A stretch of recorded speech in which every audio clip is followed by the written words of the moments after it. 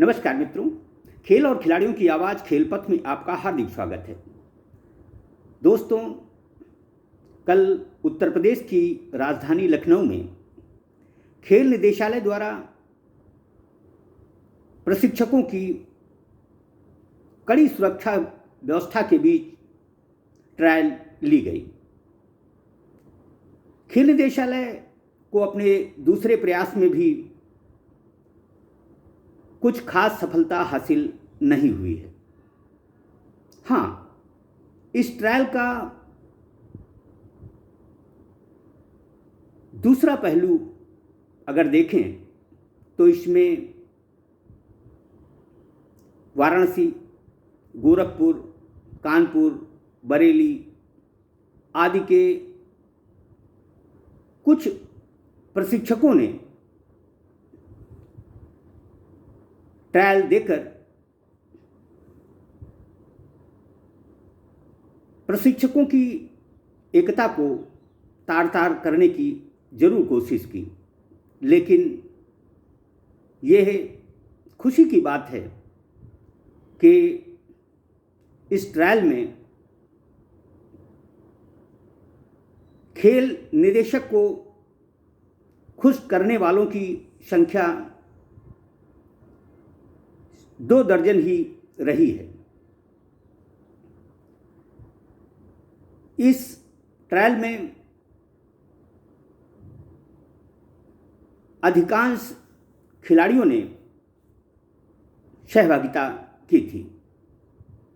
अब अंदाज़ा लगाया जा सकता है कि खेल निदेशालय लंबी कवायद के बाद भी उत्तर प्रदेश में प्रशिक्षकों की नियुक्ति करने में किस तरह असफल हो रहा है। यह कड़ी सुरक्षा व्यवस्था इसलिए की गई थी ताकि प्रशिक्षकों को कोई ट्रायल देने से न रोके। दरअसल जो स्वयं एक बड़ा खिलाड़ी नहीं बन सकता, वह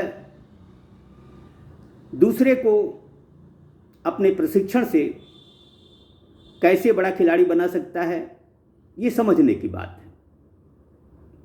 जो भी हो, इस कवायद में खेल निदेशालय को निराशा ही हाथ लगी है। खेल निदेशालय मीडिया को जो भी आंकड़े दे, ये उसकी बात है, लेकिन सूत्र बताते हैं कि इस लंबी कवायद में खेल निदेशालय को ट्रायल के लिए 200 प्रशिक्षक भी नसीब नहीं हुए। दरअसल इस मामले में उन अधिकारियों की तारीफ करनी होगी जिन्होंने पूर्व प्रशिक्षकों को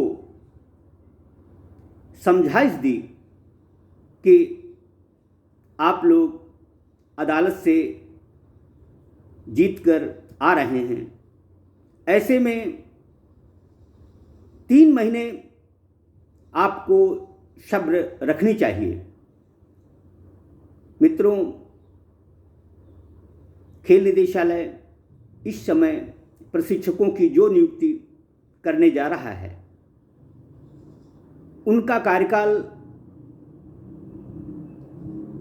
लगभग 3 महीने होगा, यानी 31 जनवरी को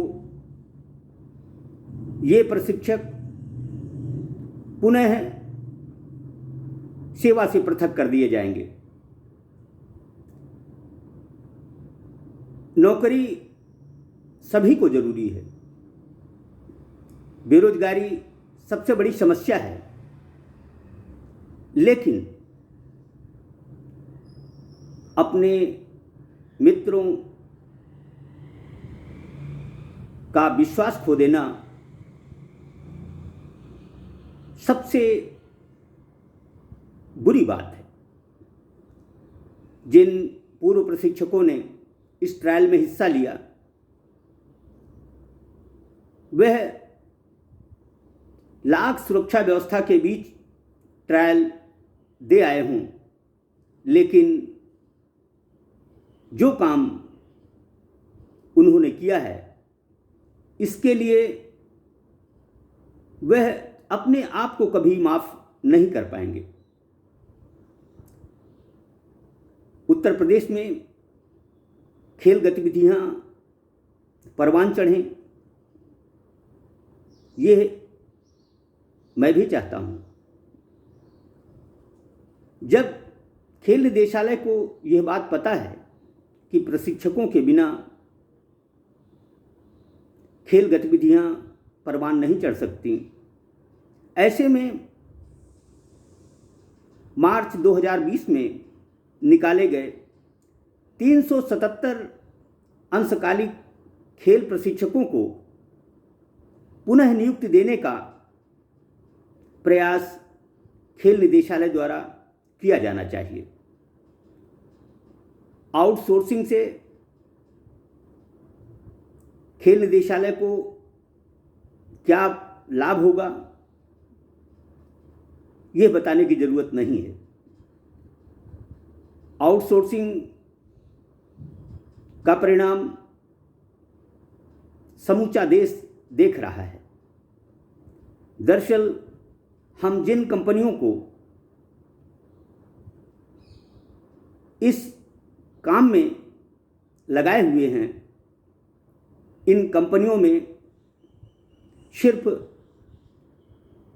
मजदूरों की व्यवस्था ही उचित है। ये कंपनियां मजदूरों की भर्ती करती रही हैं। ऐसे में खेल निदेशालय का इनसे प्रशिक्षकों की मांग करना कहीं से भी उचित नहीं लगता। खेल गतिविधियां यदि वाकई तरीके से चलानी है तो खेल निदेशालय को अपने पुराने प्रशिक्षकों पर भरोसा करना चाहिए, उन्हें सेवा में लेना चाहिए। अदालत पहले भी इस बात के आदेश दे चुकी है कि प्रशिक्षकों के साथ जो कुछ हो रहा है वह गलत हो रहा है। अभी भी कुछ नहीं बिगड़ा है। खेल निदेशालय लखनऊ को सरकार से